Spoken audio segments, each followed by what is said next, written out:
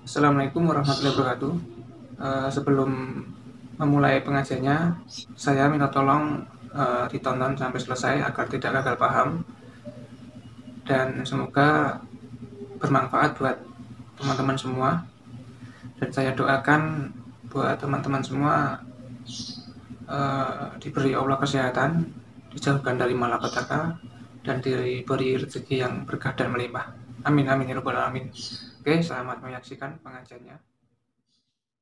Ada sekian problem dalam memahami Quran, terutama kalau lewat terjemah. Problem itu bisa gawat, gawat betul, bukan gawat-gawatan tapi gawat betul. Misalnya ada ayat begini dan terjemahnya pasti begini. Fa'ainama tuwallu fasamma wajhuwah. Kamu menghadap mana saja, di arah manapun, di sana ada ridhonya. Itu kalau hanya pakai terjemah, tentu menjadikan kita sholat bisa menghadap ke timur, ke barat, ke utara, dan ke apa? Selatan. Saya cerita sedikit tentang asbabun nuzul. Memang tema sekarang tentang asbabun nuzul. Dulu Rasulullah SAW ketika di Mekah itu sholat menghadap Ka'bah. Tapi setelah pindah di Madinah, di mana Madinah itu ada komunitas Yahudi dan Nasrani, Rasulullah itu menghadap ke Baitul Maqdis. Kira-kira 16 bulan, 16 sampai 17 bulan. Semua riwayat itu kisarannya hanya 16 sampai berapa? 17 bulan. Sehingga orang Yahudi itu bilang begini, Muhammad ini baiklah, meskipun dia membawa agama baru, tapi kiblatnya masih ikut kita, masih baik kan. Setelah 16 bulan, Nabi diperintahkan Allah untuk menghadap ke Ka'bah.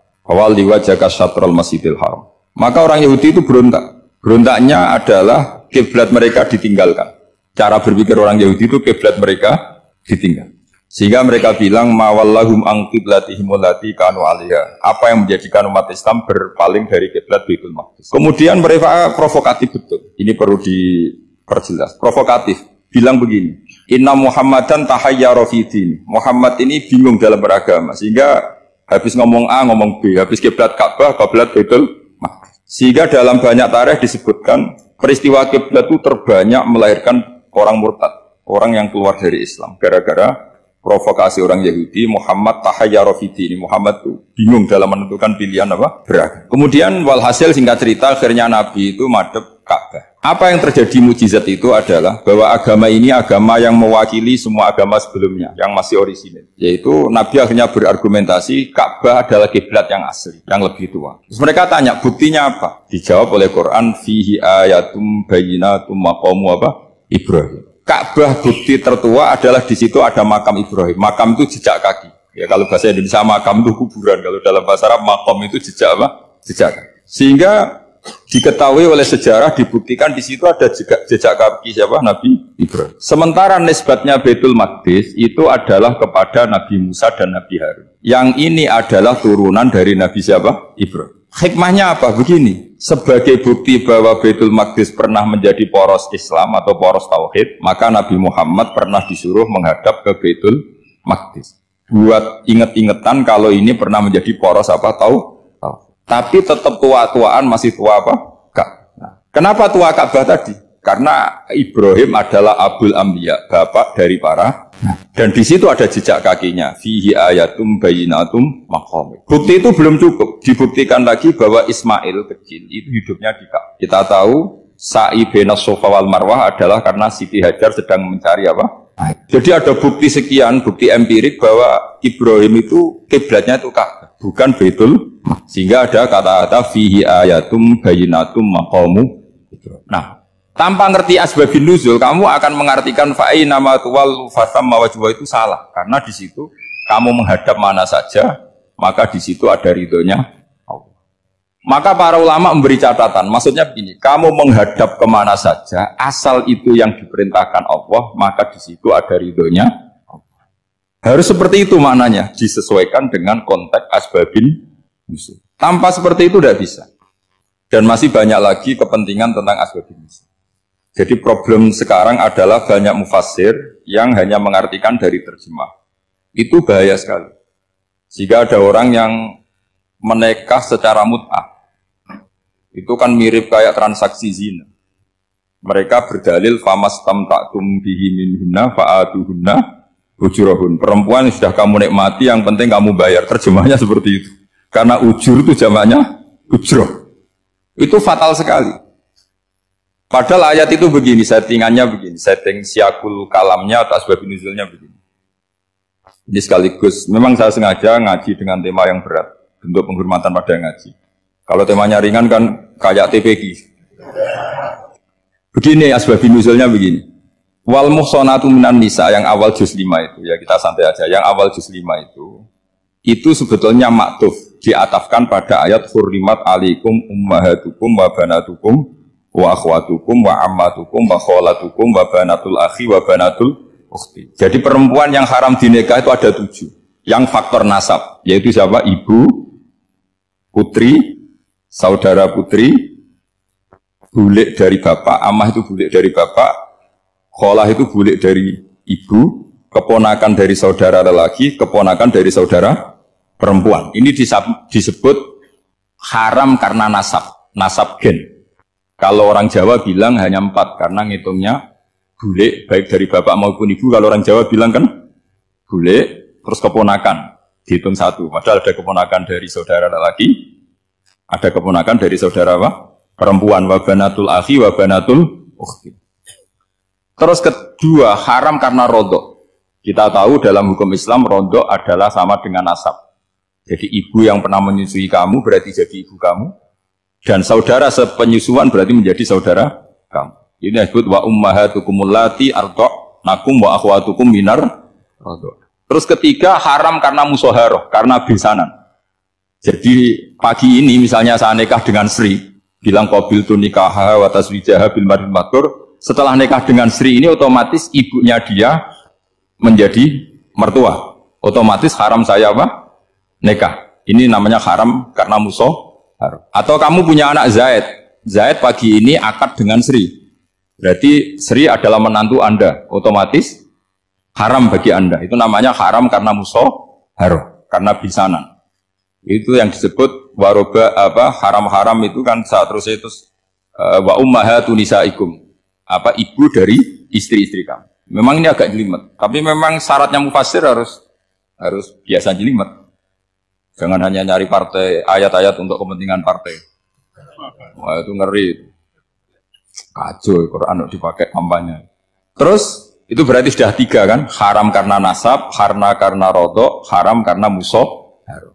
Terus yang keempat ini haram yang bukan karena sebab pada seorang perempuan, tapi karena istri orang. Itu disebut wal muhsanatu minan nisa. Haram menikahi perempuan yang masih milik orang lain. Nah, orang lain yang menikahi ini, istilahnya Allah adalah lelaki yang menikahi perempuan ini adalah lelaki sing muhsinina ghairu musafihin, secara nikah yang sah. Nah, nikah yang sah itu begini dalam hukum fikih Islam. Saya nikah dengan Sri, kalau hanya akad, itu saya wajib bayar mahar hanya separuh. Jadi kalau saya janji bayar 1 miliar, berarti wajib bayar berapa? 500 juta. Kalau janjinya 100 juta, hanya bayar 50 juta. Itu yang wajib bil akdi. Nanti wajib sepenuhnya nunggu bil jima. Kalau sudah hubungan intim, baru wajib 100%. Jadi kalau ada di Jawa, nikah dengan seperangkat alat sholat, itu yang atasannya tok, itu wajib karena akad. Nanti bawahnya nunggu setelah hubungan intim. Ini hukum Quran, bukan hukum saya. Makanya kan wa in talaqtumuhunna min qabli an tamassuhunna, terus fanis suma faradtum, hanya wajib bayar setengah. Nah perempuan yang sudah diajak hubungan intim itu kata Allah fa'atuhunna ujurahun, maka wajib kamu bayar Jadi ayat itu tuh tentang perempuan yang sudah dinikah, kita harus bayar berapa? Harus bayar penuh. Ini penting saya utarakan. Nah, problem kita sebagai orang Indonesia, ini juga problem Pak On, problem semua kiai. Mahar di Indonesia itu nggak bisa dibahas di Quran. Karena keterlaluan, kecilnya itu keterlaluan. Saya ini kan kiai, sering ngakatkan tuh sampai bosan, seperangkat alat sholat itu ngawur sekali. Ini mbak-mbak harus nggak mau gitu. Saya provokasi minimal itu ya berapa? 100 juta berapa? Pantasnya berapa? Pantasnya berapa? 10 gram itu berapa nilainya? Kan 1 gram 500.000, baru 5. Ya sudah mendingan itu 10 gram. Quran itu bayangannya gini, sambil latihan, yang hafal-hafal biar latihan. Jangan dapat beasiswa karena hafal tapi nggak jelas juntrungannya. Quran itu bayangannya gini, ini nggak mungkin Quran ini bisa dibaca di Jawa. Wa in aradtum istibdala zawjin makana zawji wa ataitum ihdahunna qintaran fala ta'khudhu minhu syai'a. Jika kamu nikah sama seorang perempuan, kemudian kamu cerai, maka mahar yang sudah kamu berikan jangan ambil lagi. Karena mahar di Arab itu mahal 100 juta, kadang mobil Alfa, kadang GMC. Sehingga setelah menceraikan tuh kebayang menarik. Kok enak, dulu saya memberikan itu kan dapat servisnya, sekarang sudah saya cerai, saya tarik. Kalau mahar di Indonesia kan seperangkat alat sholat. Jadi gak kebayang ada kalimat fala ta'khudhu minhu syai'a, jangan ambil lagi. Kebayang ngambil aja enggak? Apalagi kalau nikahnya sudah 2 tahun kan sudah lusuh, sudah. Tapi kalau di Arab itu kebayang karena mahal. Makanya orang Arab suka nikah orang Indonesia karena murah. Jadi bahasa kintoron itu harta yang enggak ternilai. Wa ataitum ihdahunna kintoron. Kok yang enggak ternilai? Mahal betul. Itu pernah saya hitung, ada yang mahar itu 400 juta, ya sekira segitu. Nah makanya setelah dicerai, Allah memperingatkan setelah kamu kasihkan, ya jangan minta lagi. Kenapa kepikiran minta? Karena jumlahnya besar. Kalau di Indonesia kepikiran nggak minta, ya? Nggak kepikiran, saking kecilnya. Seperangkat alat sholat, kadang 1 juta. 1 juta itu setelah hubungan intim, sebelumnya yang wajib hanya 500. Itu kan nggak kebayang. Makanya susah ngartikan Quran di Indonesia, kadang susah, karena kadang terlalu. Itu pernah Sayyidina Umar radhiyallahu anhu pernah bilang begini, wahai para perempuan, mahar itu jangan mahal-mahal, kasihan para lelaki. Itu ada perempuan alimah, ya orangnya alim betul. Itu usul langsung gini, ya Amirul Mukminin, laisa dzalika laka ya Amirul Mukminin. Waqad qala ta'ala wa atitum ihdahunna qintaran. Kamu hanya seorang Amirul Mukminin, tidak berhak bikin aturan pembatasan mahar.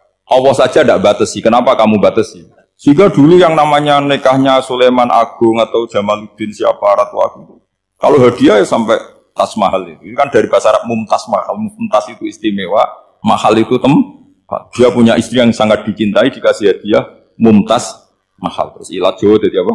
Tas mahal. Itu sama Mujid Ulil Albab kalah. Itu kalau cerai kan kepikiran minta lagi. Dikasihkan yang baru. Tapi kalau di Indonesia tidak mungkin karena apa tadi? Seperangkat alat sholat. Begitu nyari yang murah lagi. Yang bagus kitanya, bungkusnya yang bagus. Maka nggak mungkin kita maknani Quran tanpa mengenal yang bernama asbabin. Karena makna ayat itu bisa kacau kalau kita tidak tahu asbabin. Yaitu kayak tadi makna fa'ina ma tuwallu fasamma wajhu. Itu maknanya kan kamu menghadap mana saja, boleh saja di sana ada ridhonya Allah. Berarti kan bisa ke timur, ke selatan, ke utara, ke barat. Itu bahaya betul. Sehingga kata ulama harus mengkaji asbabin. Supaya porsi ayat ini sampai semana jauhnya itu kita tahu. Tanpa tahu itu tidak bisa. Begitu juga menyangkut kiblat. Sekarang saya tanya, kemarin kan ramai dulu di Kemenak, kiblat semuanya diukur dengan GPS, terus beberapa masjid dikomentari salah karena diukur pakai apa? GPS. Kalau dalam bahasa falak disebut yaumarostil kiblat. Memang bisa diilmoni. Tapi pertanyaannya begini, dari awal Allah ngendikan fawalli wajhaka syatral masjidil haram. Kamu yang penting sholat itu menghadap masjid. Masjid itu ya bangunan. Sehingga kata Ibnu Abbas yang diriwayatkan banyak ulama mengatakan Al-Ka'bah kiblatun li ahlil masjid wal masjid kiblatun li ahlil haram wal haram kiblatun li ahlil masyriq wal maghrib. Jadi kalau orang di dalam masjid kiblatnya harus Ka'bah. Di luar masjid kiblatnya asal bangunan Masjid Haram. Tapi di luar sini kayak di Indonesia boleh semua tanah. Kenapa begitu? Kata Ibnu Abbas, karena Quran turun bilisanin Arabiyyin mubin. Jadi kalau orang Jogja kalau mau ke Jakarta arahnya kemana? Barat. Itu sebetulnya ketika Anda ke barat itu persis Jakarta apa bisa saja pasnya itu Pangandaran. Tapi orang itu akan bilang kalau ke barat ya ke Jakarta. Meskipun presisi Anda tepatnya di Pangandaran. Nah kiblat seperti itu, asal orang menghadap ke barat itu orang sudah bilang ke nggak usah sedetail misalnya harus pas Kak. Saya pernah debat sama tim ahli Kemenak. Nggak bisa Gus, sekarang ada JPL harus tepat Ka'bah. Terus saya bilang gini, kalau teori Anda benar, berarti semua masjid luasnya maksimal 16 meter. Ka'bah itu luasnya hanya 16 meter. Berarti Masjid Ulil Albab yang pojok sana sama pojok sana, kira-kira itu ya sudah tidak kena Ka'bah. Kalau harus tepat, Ka'bah itu kan diameternya hanya 16. 16 sampai 18 kalau nggak salah. Berarti semua masjid kalau ingin tepat Ka'bah harus pas 16. Kalau terlalu luas pilihannya harus cekung. Kan jadi aneh. Makanya saya tuh sering Pak, dulu saya ini biasa debat fikih. Kalau di tradisi pesantren namanya basul masail. Saya punya teman yang paling kurang ajar, yang paling saya kenang dalam pelajaran sejarah. Dulu itu kalau debat fikih itu ya seru. Kalau aturan fikih kan gini, soft paling baik itu kan soft pertama. Baru kedua, baru ketiga. Yang paling keren kan soft awal, soft.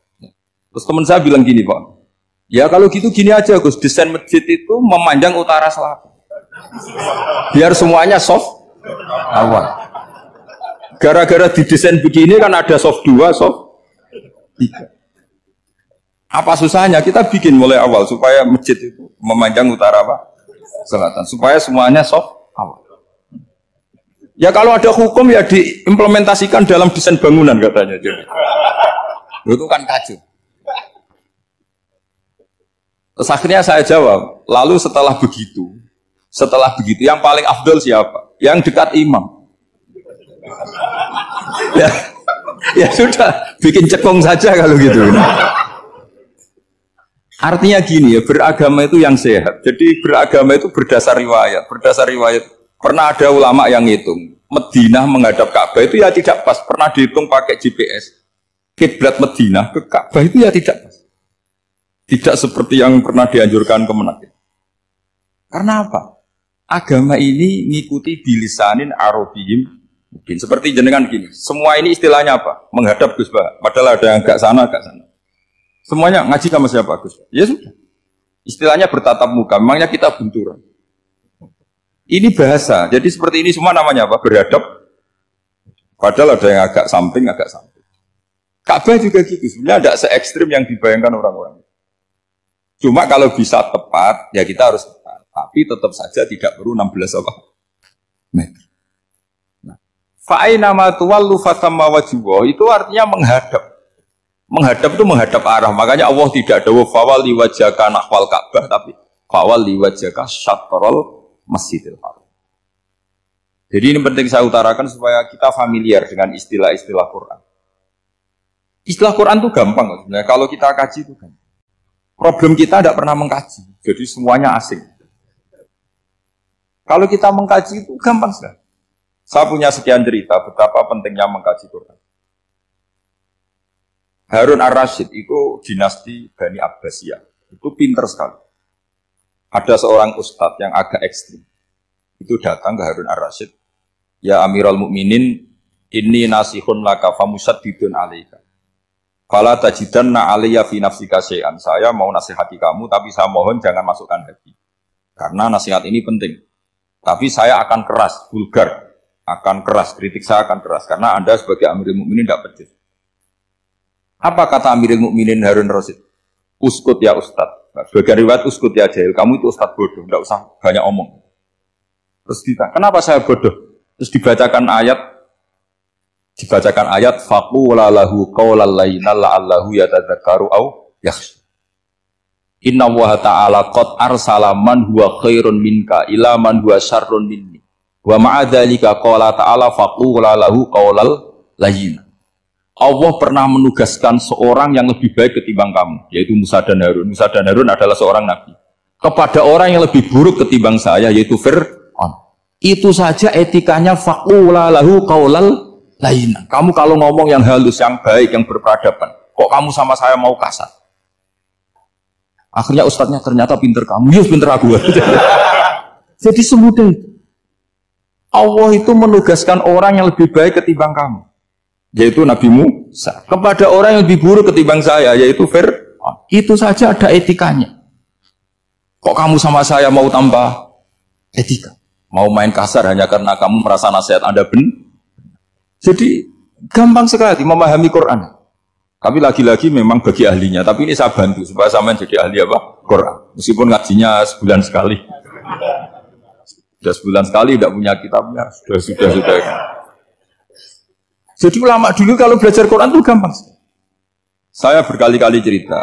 Yang kitab saya baca di rektorat itu namanya Syajaratul Ma'arif. Itu kalau cerita bikin judul itu enak sekali. Babuna fil ibad bikulil bilad. Bab seseorang di mana saja hidupnya harus bermanfaat. Terus dalilnya itu hanya mengutip makalahnya Nabi Isa, wa ja'alani mubarakan ainama kuntu. Ciri utama seorang nabi apa? Saya di mana-mana adanya berkahi orang lain. Jadi berkah bagi orang lain. Maksudnya tidak jadi problem bagi orang lain. Artinya kamu hidup entah di Jogja seperti Pak Ono orang Jember, saya orang Kembang. Hidup di Jogja manfaat, di Jember ya manfaat, di mana-mana. Saya pernah di Korea seminggu ya manfaat. Saudara kita TKI yang di Korea manfaat, di sana bikin masjid, bikin apa. Karena ngendikane Allah menceritakan Nabi Isa siapa? Wa ja'alani mubarakan ainama kuntu. Saya adalah orang yang di mana-mana berkah. Artinya manusia eksistensinya harus seperti itu, hidup di mana saja. Gampang sekali memahami. Pernah Imam Syafi'i ditanya, kalau kamu nggak kehilangan air atau nggak ada air di satu daerah, cari-cari dulu sampai nggak ketemu. Setelah nggak ketemu air, baru kamu boleh tayam. Imam Syafi'i ditanya, apa dalilnya harus mencari dulu? Kalau nggak ada air ya langsung tayamum saja. Kenapa harus nyari-nyari dulu? Jawabnya Imam Syafi'i itu gampang sekali. Qala ta'ala falam tajidu ma'an. Kemudian kamu tidak menemukan air. Di mana-mana tidak menemukan setelah mencari. Kalau belum mencari namanya tidak tahu. Kan ayatnya kan falam tajidu ma'an. Kemudian kamu tidak menemukan air. Tidak menemukan tuh nyari dulu apa langsung ambil sikap? Nyari dulu baru kesimpulannya tidak ketemu. Kalau belum pernah nyari namanya tidak tahu. Segampang itu ulama dulu memahami Quran karena konstruksinya utuh. Yaitu mereka tahu betul bahwa Quran itu bilisanin Arabiyyin. Ketika Futuhat Syam. Syam dulu itu dikuasai tentara Romawi. Era Sayyidina Umar Futuhat. Yerusalem dikuasai tentara Islam. Itu awal Sayyidina siapa? Umar radhiyallahu anhu. Ketika Futuhat mau ada pesta besar-besaran. Tapi Umar menolak. Ketika menolak, kenapa Anda menolak? Beliau hanya membaca ayat Innallaha ta'ala ayyara qauman faqala adhabtum thayyibatikum fi hayatikumud dunya. Allah itu mengkritik satu komunitas kaum yang zaman di dunia menghabiskan semua kenikmatan. Maka kita tidak perlu syukuran besar-besaran. Jangan-jangan jatah kita di akhirat kita habiskan di dunia. Itu adhabtum thayyibatikum fi hayatikumud. Semudah itu. Semudah itu ulama. Rasulullah pernah dahar, pernah makan. Makan karena 3 hari gak makan, cara Indonesia gak makan nasi, gak makan daging, sudah lama sekali. 3 hari Nabi itu hanya makan kurma dan air putih. Pernah Nabi gak makan roti sampai 3 hari. Kalau Indonesia mungkin gak makan nasi. Di hari ketiga, ada sahabat yang berbaik hati, Nabi disembelihkan kambing, dipotongkan kambing, Nabi disuruh dahar. Itu baru dahar setengah piring, Nabi berhenti. Ketika ditanya, setengah piring itu kan sudah kuat. Untuk sholat, untuk apa sudah kuat. Ditanya, ya Rasulullah kenapa berhenti? Bukankah engkau tidak makan ini 3 hari? Nabi menjawab, walatus alunna yawma idzin anin na'im. Semua nikmat yang saya rasakan nanti ada pertanggungjawabannya. Makanya saya tidak ingin banyak-banyak. Wah itu kalau diterapkan di sini enggak populer. Makanya saya tahu gayanya ngaji Quran itu enggak siap dengan konsep-konsep Quran ini. Jadi segampang itu orang dulu. Nah karena apa ya itu tadi? Mereka tahu asbabun nuzul. Quran itu diturunkan dalam konteks apa? Lafat ini arahnya kayak apa? Mutlak muqayyadnya kayak apa? Muhkam mutasabihnya kayak apa? Nasah mansuhnya kayak apa? Nah sedikit saya cerita ini mungkin contoh terakhir supaya agak lama-lama nanti bingung kalau lama. Yang bingung ya saya. Bingung cara memahamkan. Jadi kalau guru itu kan bingung cara memahamkan. Kalau murid bingung cara memahami. Gak tahu tingkat kebingungannya sama. Kalau guru itu bingung cara memahamkan. Kalau murid bingung cara. Jadi ini pertemuan 2 kelompok bingung. Yang satu bingung cara memahamkan. Yang satu bingung cara. Kalau orang ekstremis bingung cara merusak suasana. Itu gak benar itu. Ada loh. Rasulullah itu nabi. Itu paling pusing yang ngadepi orang-orang yang ekstrim. Karena apa? Cara berpikir itu lompatannya itu gak tertib. Jadi Nabi itu cara berpikir itu kecerdasan nubuah. Sementara orang ekstrim cara berpikir itu kecerdasan nafsu. Bukan kecerdasan manusia. Kalau manusia masih baik nafsu. Misalnya begini, kalau dalam tradisi nubuah itu. Saya dengan Pak Anu berteman lama. Mulai tahun 2000 berapa. Itu kalau Pak Anu bertamu ke saya, harusnya tidak usah tak kasih makan. Karena sudah dekat. Tapi kalau kenalan baru itu dikasih makan, disangoni. Jadi Nabi itu perilakunya agak unik. Akhirnya ada orang yang cara berpikir itu dangkal. Ya Rasulullah ini tidak fair. Yang iman lama tidak diservis, yang iman baru diservis. Cara berpikir Nabi begini, orang Ansor itu kan sering memberi Nabi. Perjuangannya Nabi ditopang orang apa? Ansor. Donatur lah, kira-kira orang Ansor itu donatur. Donatur itu keren. Karena donatur itu artinya al-yadul ulya khairum minal yadis. Sehingga ketika Nabi sudah menguasai negara, menguasai Mekah Madinah, sudah futuhat, itu orang Ansor tetap gak diservis. Yang diservis Nabi itu orang-orang baru masuk Islam, disebut wal mu'allafati qulubuhum atau Islam mu'allaf. Ada 1-2 orang yang protes, tentu yang gak pinter. Tukang protes pasti tidak pinter. Wong iskal-iskalnya sendiri, otaknya nggak sampai-sampainya sendiri, orang lain disuruh jawab. Makanya di sini tidak ada tanya jawab, nanti iskal-iskal kamu sendiri, bingung-bingung kamu sendiri, saya disuruh jawab. Berarti Gus Pak nggak mau ditanya, ya memang nggak mau karena tadi jawab sendiri aja, nanti pinter sendiri, kapan-kapan pinter sendiri. Akhirnya tanya begini, cara tanya gini, ya Rasulullah, ini nggak fair. Orang sudah Islam lama setelah negara terbuka milik Anda, setelah kita menang, setelah kita menguasai negara, tidak kamu servis. Sementara yang baru Islam kamu, Nabi itu bertanya senyum-senyum, rileks saja. Lama-lama tambah ekstrim pertanyaan. Kata Umar, ya Rasulullah saya beri izin untuk membunuh orang ini. Umar itu pikirannya karena mangkel lo Nabi. Nabi jangan. Kalau kamu bunuh, nanti apa kata orang banyak? Inna Muhammad dan yaktulu ashabah. Dikira Muhammad membunuh sahabatnya sendiri. Nabi masih mendengar. Komplainnya masih dengar. Lama-lama Nabi memberi penjelasan. Kamu ini orang Ansor. Kamu biasa memberi saya, memberi dana perjuangan. Memberi itu hebat. Saya tidak ingin menurunkan grade Anda. Grade sebagai pemberi, berarti kelasnya elit. Sekarang menjadi penerima. Itu tidak bagus. Itu betapa Rasul ini namanya kecerdasan nubuah. Kalau orang biasa memberi, biar memberi saja. Supaya dia tetap heroik, tetap patriotik, tetap keren. Karena mentalnya jangan sampai dari mental memberi kemudian mentalnya peminta. Jadi kalau Pak On jadi tim suksesnya Pak Jokowi dia tidak minta-minta. Kalau dulu kampanye ya kampanye saja. Biar memberi terus gak pernah minta. Meskipun akhirnya ya gelong. Tapi Nabi dulu tidak gitu. Jadi orang Ansor itu gak pernah diservis. Padahal jasanya kayak gitu. Supaya kelasnya tetap kelas elit, yaitu pemberi, penanggung. Nabi gak ingin orang Ansor turun grade menjadi penerima. Orang-orang yang cerdas nubuah menerima konsep Nabi seperti itu. Tanya sama Pak On, saya dadani terjemahan UI itu puluhan tahun sama Pak Zul. Itu beliau ke kontrakan saya ke rumah beliau. Tidak pernah berharap apa. Saya sangat tertutup. Bukan apa-apa ya, kalau ingin memberi saja. Kontribusi saya pada Al-Quran. Saya tidak kepikiran mendapat. Supaya heroik. Tapi orang-orang yang cerdas amatir tadi, ini gak fair. Wong yang memberi lama kok dapat servis sedih. Nah, sekarang itu problem zaman akhir sudah mulai seperti itu. Nah, orang ini namanya Dzul Khuwaisirah. Ini yang nanti punya anak turun Khawarij. Khawarij itu orang yang ibadahnya hebat, tapi cara berpikir tentang buah salah. Kalau orang lagi Khawarij itu orang yang ibadahnya hebat, tapi cara berpikir nubuah salah. Nubuah itu unik. Nubuah itu cara berpikir tadi. Apa ya? Melihat sesuatu yang benar biar benar terus itu. Yaitu tadi, mental memberi itu ya biar memberi terus, tidak usah di-share. Maka ketika Abu Bakar jadi Khalifatul Rasulullah, itu ada sistem kepegawaian. Itu gajinya Umar yang sudah Islam lama, gajinya Abu Bakar yang sudah Islam lama. Itu sama Abu Sufyan sama, padahal Islamnya Abu Sufyan baru setelah Fathu Mekah, kira-kira baru setahun. Terus diprotes sama orang-orang, ini Islam lama kok gajinya sama Islam yang baru setahun kok sama. Kata Abu Bakar, Fadha'iluhum indallah. Mereka punya kelebihan Islam lama itu indallah. Nanti balasannya biar surga. Kalau di dunia sesuai profesinya. Artinya profesi kalau penjaga kantor ya berapa, kalau dosen berapa, pokoknya ya sudah. Dan itu diterima oleh sahabat. Semuanya menerima konsep itu. Era Umar agak dibalik.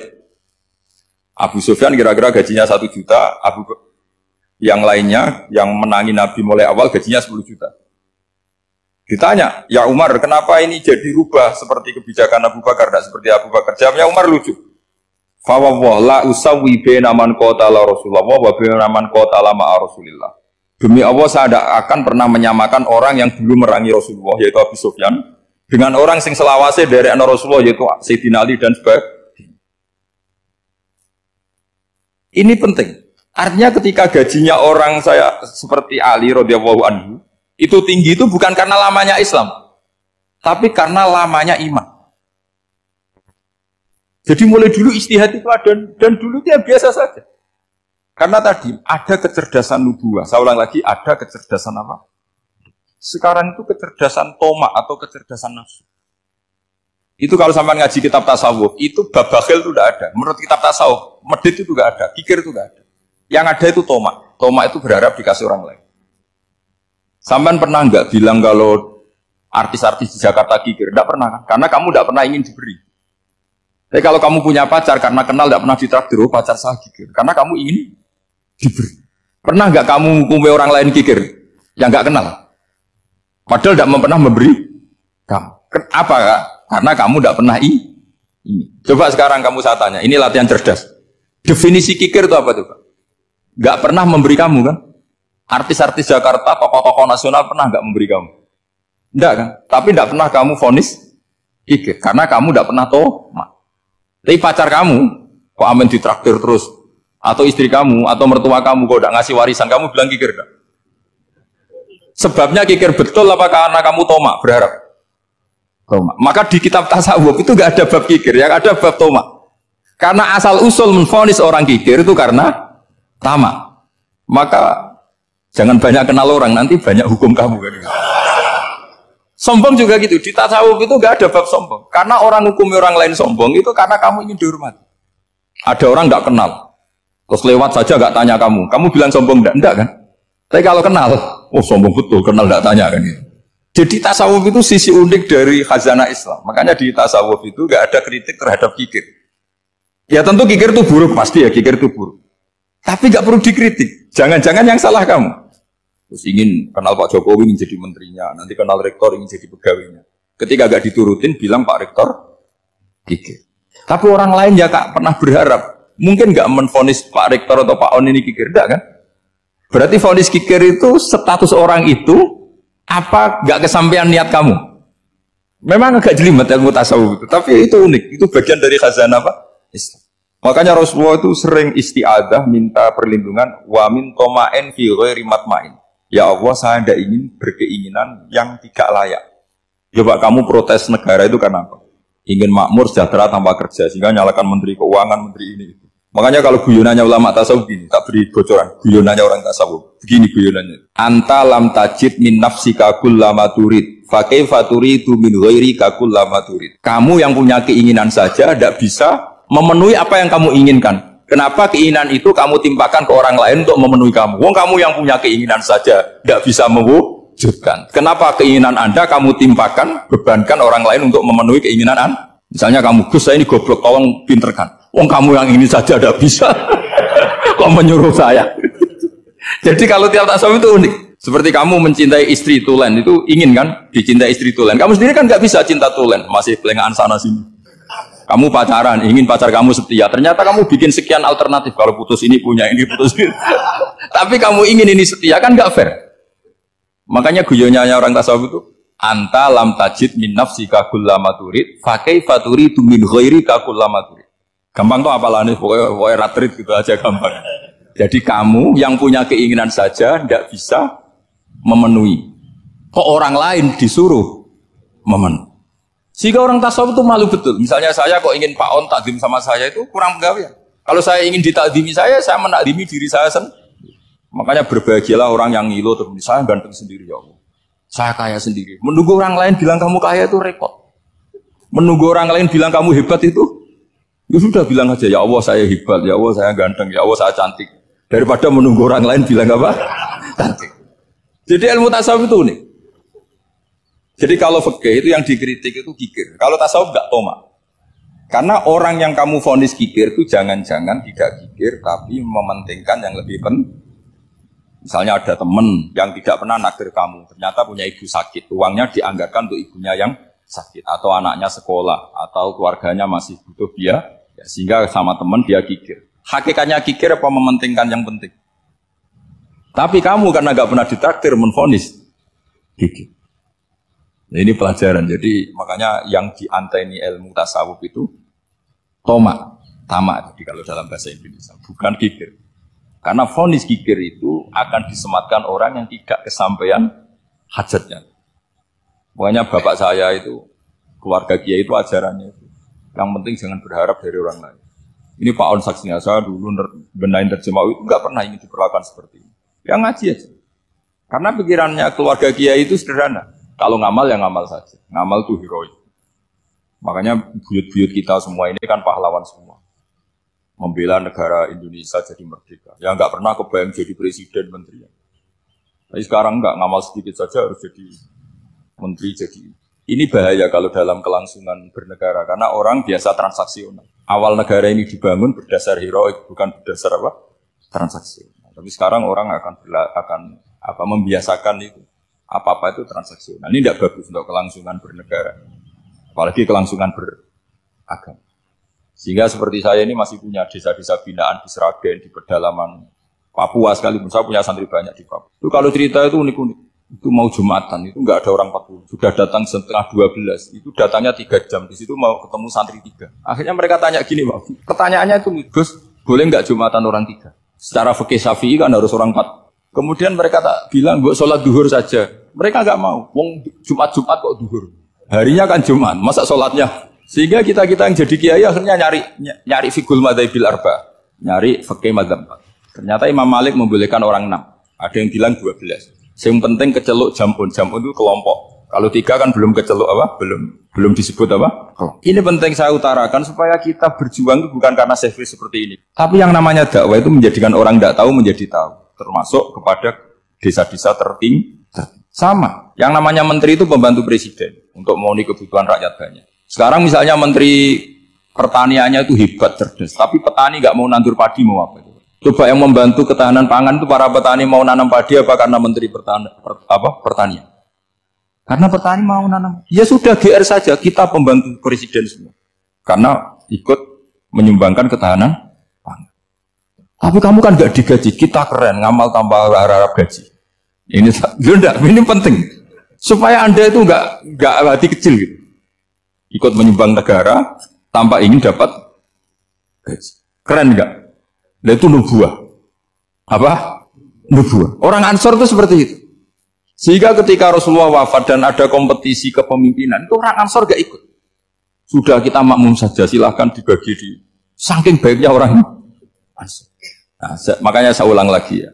Kecerdasan nubuah ini yang gak difahami orang Khawarij. Orang Khawarij cara berpikir, yang kerja banyak harus dapat banyak. Sementara kecerdasan nubuah enggak. Yang biasa memberi, terus memberi saja. Biar derajatnya tetap al-yadul ulya. Bismillahirrahmanirrahim. Ini saya baca supaya dapat berkahnya ulama-ulama dulu. Karena ini dikarang oleh ulama yang dipakai rujukan seluruh dunia. Begini. Qala Ibnu Taimiyah, ma'rifatu sababin nuzuli yu'inu ala fahmil ayat. Jadi mengenali asbabin nuzul itu membantu memahami secara benar ayat itu. Karena tadi, kalau ayat itu dipotong, itu maknanya bisa kacau. Kayak tadi, famastam ta'tum bihi minhunna, fa'atuhunna, ujuruhun. Kalau diterjemah itu kan mendukung kawin mut'ah. Kalau terjemahnya saja, perempuan siapa saja yang pernah kamu nikmati, yang penting kamu bayar. Itu kan aliran sesat dan menyesatkan. Itu konteks asbabun nuzul tidak seperti itu. Perempuan yang sudah menjadi istri kamu, seorang lagi perempuan yang sudah menjadi istri kamu, jika sudah kamu hubungan intim, maka maharnya harus dibayar penuh. Tapi kalau belum hubungan intim, maharnya hanya wajib separuh. Fanis suma farotum illa ayafuna au yafu alladhi biyadihi uqdatun nikah. Tapi tadi kalau di Indonesia gimana Gus? Itu yang repotnya. Maharnya itu tadi mukena atasan dan apa? Bawahan. Wah kacau kalau di Indonesia. Sehingga kita bingung kalau dalam logika Arab kan gitu. Bayangannya kalau cerai, kata Allah, fala ta'khudhu min syai'at. Harta yang sudah kamu berikan ke istri jangan diambil lagi. Sampai dilarang ngambil tuh karena jumlahnya banyak sehingga kepikiran ngambil. Kalau di Jawa nggak usah dilarang sudah tidak akan ngambil karena rukuhnya sudah lusuh. Itu susahnya baca Quran di Jawa ya. Karena dari awal maharnya terlalu apa? Kecil. Terus beliau Imam Suyuti termasuk di sini menyontohkan yang pasti salah kalau difahami yaitu tadi ayat apa itu fa inama tuwallu fastamana wajib. Jadi beliau terus meringatkan betapa pentingnya mengenali asbabin nuzul. Karena asbabin nuzul itu gampang. Saya ulang lagi, asbabin nuzul itu gampang. Gampangnya begini ya, kan ada satu peristiwa, misalnya begini, Rasulullah itu kan mengkritik penuhanan Lata dan Uzza, berhala-berhala itu dituhankan, dikritik sama Rasulullah. Kemudian mereka begini, karena mereka biasa personifikasi Tuhan. Muhammad, kalau Tuhan itu tidak Lata Uzza dan itu terbuat dari batu, lalu Tuhan Anda itu dari apa? Amin fiddotin audabin, lalu Tuhan Anda ini dari emas apa dari perak? Karena mereka nggak bisa membayangkan Tuhan tanpa dipersonifikasi. Terus Allah menurunkan qul huwallahu ahad, Allahus somad, lam yalid wa lam yulad wa lam yakul lahu kufuwan ahad. Karena otaknya mereka sudah begitu, yang namanya Tuhan itu harus dipersonifikasi. Makanya saya kemarin di Korea seminggu, cerita yang paling unik gini Pak On, ada bos Islam, ada bosnya TKI yang baik. Mereka mengizinkan pekerjanya sholat. Bareng sholat tuh diingeti ke atas ke bawah, kok gak ada arcanya. Sehingga setelah sholat dibilang, apa saya berikan berhala sekalipun, karena gak kebayang ada orang sholat kok tanpa berhala, tanpa Tuhan. Yang kamu sembah itu mana? Kok gak ada? Apa tak belikan? Jadi unik. Nah teman saya yang satu unik lagi, dia termasuk pegawai Garuda yang derekno saya ke Korea itu orang pegawai Garuda. Dia karena orang kaya biasa ke Eropa kemana-mana itu. Singkat cerita dia sholat di mall karena nganggep Korea itu sudah negara maju kayak Eropa. Setelah sholat di mall pas asar itu, security-nya nelpon polisi. Pak polisi di sini ada ritual teroris.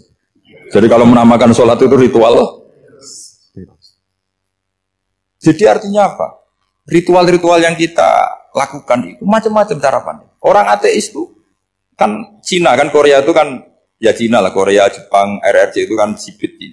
Itu ya yang namanya ibadah sembahyang harus ada patungnya atau ada arcanya atau ada benda-benda itu. Orang Islam kan nggak ada sama. Makanya mereka itu kok bisa? Problemnya kita, saya ulang lagi, ini problemnya. Problemnya kalau ada itu ya repot. Begini misalnya, ini masih tentang asbabun nuzul. Ini contoh terakhir tentang masih asbabun nuzul. Umar radhiyallahu anhu, sahabat Umar itu kalau mencium Hajar Aswad itu sambil gedumel. Tidak berdoa tapi gedumel. Masyhur. Itu ada di Bukhari. Alim tu annaka hajarun la tadur wa la tanfa walau la anni ra'aitu Rasulullah wa qabbalaka ma qabbaltuka. Saya tahu loh. Nyium Hajar Aswad dicium tapi sambil gedumel. Saya tahu loh kamu hanya batu, enggak mandoroti, enggak manfaati. Kamu jangan GR, saya cium itu jangan GR. Kalau saja saya tidak melihat Rasulullah mencium kamu, maka saya ada sudi nyium kamu. Dah gitu aja. Terus itu tiap nyium Hajar itu tidak doa. Kalau kamu kan enggak minta kaya, minta macam-macam. Kalau Umar malah gedumel. Nah kenapa demikian? Itu ada asbabun nuzulnya. Umar itu saksi sejarah. Ketika Rasulullah Fathi Mekah, Nabi kan tawaf terus mencium Hajar. Itu di belakang masih banyak orang kafir. Kebetulan Umar masih di sana. Sudah Islam Umar, tapi dia di belakang. Dengar orang-orang kafir, Muhammad itu tua aneh. Katanya melarang nyembah batu. Ternyata dia nyembah batu. Jadi Nabi nyium Hajar Aswad itu dikira nyembah. Katanya ngelarang nyembah batu, tapi dia kok nyembah batu. Karena Nabi mencium Hajar Aswad. Nah karena untuk menghilangkan stigmasi itu, Umar tiap nyium Hajar Aswad ngomong gitu. Ada kan ada sound system, mungkin jadi sound system. Supaya jelas bahwa penciuman ini bukan karena menyembah. Artinya mudah sekali kenapa Umar ngomong gitu. Karena asbabun nuzulnya seperti itu. Coba kalau kamu tidak tahu asbabun nuzul, Umar maksudnya gimana? Gak doa, gak apa kok malah ngomong gitu kan. Tapi kalau kamu tahu asbabun nuzul Umar itu yang mendengar komentar orang sama ketika kita tawaf itu kan 3 pertama kan kita lari-lari kecil. Itu ceritanya juga gitu. Rasulullah itu hidup di Medina, terus diterkenalkan miskin. Medina itu kota wabak, kota penyakit, endemik. Dulu Medina Yasrib itu kota endemik. Sehingga kata orang kafir-kafir Mekah, yaji uliha dalbet kaumun kot wahanat huma Yasrib. Nanti akan datang satu komunitas kaum yang sudah lemas karena kena penyakit apa? TBC dari apa? Yasrib. Nabi dengar itu makanya terus bilang ke para sahabat, tunjukkan kalau kamu kuat dengan cara lari 3. Terus pakai pakaian yang kelihatan maco, yaitu yang dipakai lelaki. Bahunya dikelihatan. Nah, setelah Rasulullah wafat, Umar menggantikan beliau setelah Abu Bakar. Umar bilang gini, sebetulnya tawaf seperti ini, yaitu lari pertama 3 putaran pertama lari dan memperlihatkan pundak seakan-akan orang maco itu sudah enggak perlu. Karena alasan itu sudah tidak ada. Tapi ini tinggalan Rasulullah, maka jangan rubah ya tetap seperti ini. Akhirnya meskipun sudah tidak ada alasan tadi menjawab stigmasi orang apa? Kafir, tetap tawaf seperti itu. Jadi memang agama itu unik. Kadang kita harus tahu alasannya, tapi alasan itu kalau menjadi mahatul hukmi, pijakan hukum sah. Misalnya kamu terus bilang gini, ya berarti tawaf sekarang bebas, gak perlu seperti itu. Kan alasan itu sudah ada. Tidak ada. Nah di sini pentingnya riwayat. Riwayat itu begini, logikanya sudah nggak ada, tapi kaifiah itu, cara itu masih kita terus. Dan itu memang saya ulang lagi harus tahu asbabun nuzul. Saya beri contoh ya misalnya, wa idza darabtum fil ardi falaysa 'alaikum junahun an taqsuru minas shalah. Terus ayat di mana? In khiftum ayyaftinakumul ladzina kafaru. Jika kamu pergi dalam keadaan takut ditangkap orang kafir atau takut diculik orang kafir, maka kamu boleh mengqasar salat. Itu jelas ada ayat in khiftum ayyaftinakumul ladzina kafaru. Jika kamu takut diculik orang kafir. Sehingga ketika ba'da Fathi Mekah, setelah Mekah dikuasai Islam, Umar tanya, "Ya Rasulullah, kenapa engkau masih salat qasar? Bukankah kita sudah aman?" Waqad qala ta'ala in khiftum ayyaftinakumul ladzina kafaru. Allah ngendikan boleh mengqasar itu kalau dalam kondisi takut. Waqad kunna fi amrin, sekarang kita sudah aman. Jawabannya Rasulullah itu unik. Ya Umar, hadhihi shadaqatun faqbalu shadaqah. Ini sedekahnya Allah, bonus, sudah terima saja, enggak usah catatan-catatan gitu. Sehingga era Umar ya ada lagi yang tanya Umar begitu. Terus kata Umar, sa'altu dzalika Rasulullah sallallahu alaihi wasallam faqala hadhihi shadaqatu wa faqbalu shadaqah. Sudah ini bonus dari Allah, terima saja. Ini kan unik. Padahal kalau secara disiplin ilmu kan begini. Kamu boleh mengqasar sholat kalau dalam bepergian dan dalam keadaan takut. Logika hukumnya kalau tidak takut, tidak usah. Sama seperti begini. Kamu kalau pergi jauh seperti saya Pak On, itu ngosor sholat apa enggak ngosor kan? Alasannya kalau kosor itu, kalau pergi itu masyakot, repot. Sekarang pergi kita pakai Alphard, pakai Innova. Bawa uang, disupirin, itu masyakot enggak? Enggak kan? Tetap boleh jamaah enggak? Boleh. Sebenarnya kamu jamaah itu karena pengetahuan hukum apa karena enak jamaah? Kalau alasannya masyakot, kan sekarang sudah ada. Enggak repot. Ya sudah pakai hadis tadi, ini hadiah, terima saja. Jadi makanya agama itu riwayat. Tapi ada saja ulama yang agak balelo. Agak balelo gini, banyak juga ulama misalnya duwe gawe, ibunya sakit terus ribet jamaah sholat. Kenapa? Ribet ngurmat ibu. Makanya ada saja kiai yang duwe gawe mantu itu terus jamaah sholat, tapi jangan ikuti. Tapi ada saja karena alasannya jamaah itu karena apa? Repot. Ya ada saja, tapi ya jangan ditiru. Cuma saya ini cerita analisis hukum itu memang agak-agak unik.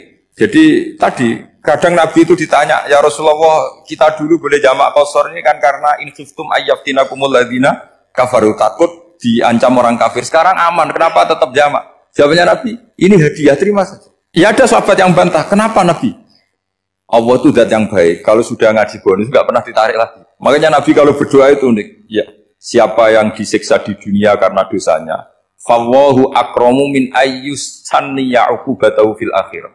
Kalau ada orang salah kok di dunia sudah dikasih sanksi, Allah itu lebih mulia untuk mengulang nanti di akhirat. Akram itu Allah terlalu mulia, maksudnya orang kepikiran wis males ya selesai, tidak akan di.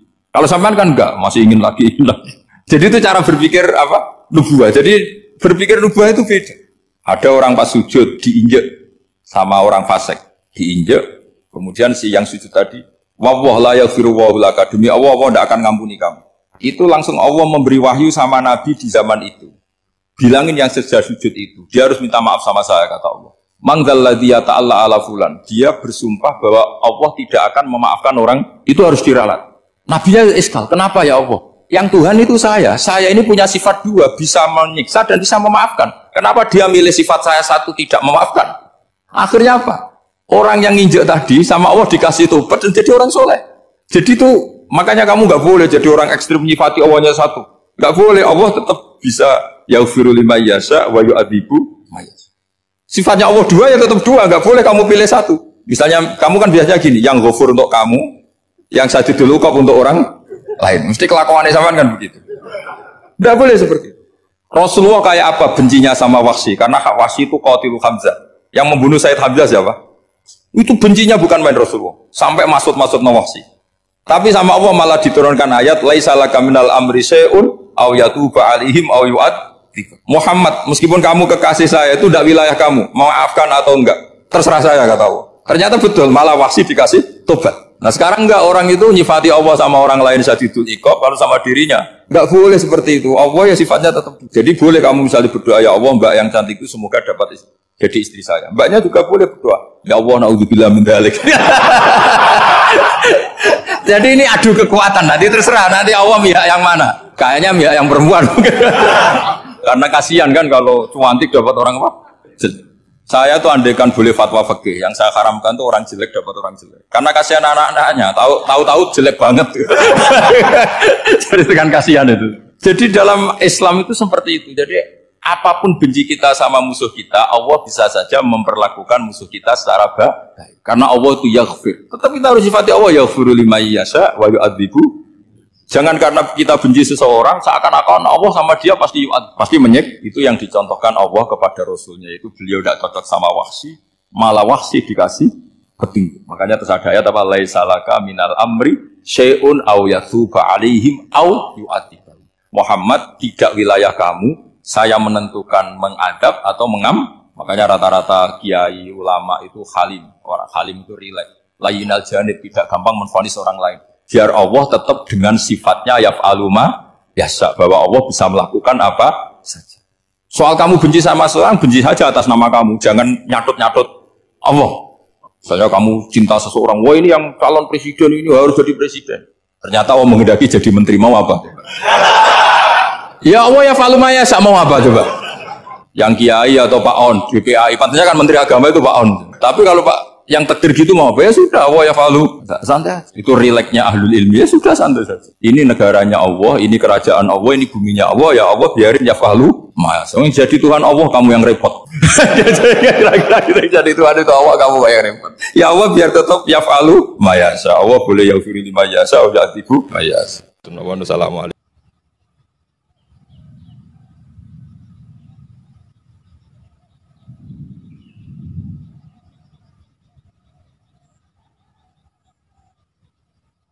Oke, terima kasih sudah menonton pengajian kali ini.